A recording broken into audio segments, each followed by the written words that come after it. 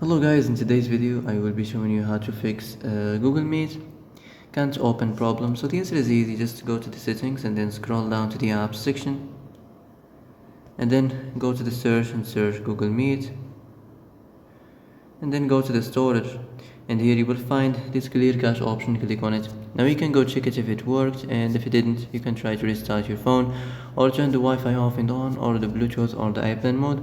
Also you can try to clear data, but be careful. If you clear data, all this application's data will be deleted.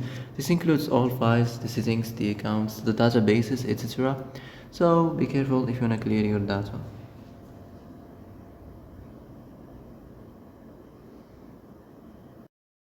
And that's it for today's video. I hope this is the answer you've been looking for. If you like this video, don't forget to like and subscribe, and see you in the next video. Thanks for watching.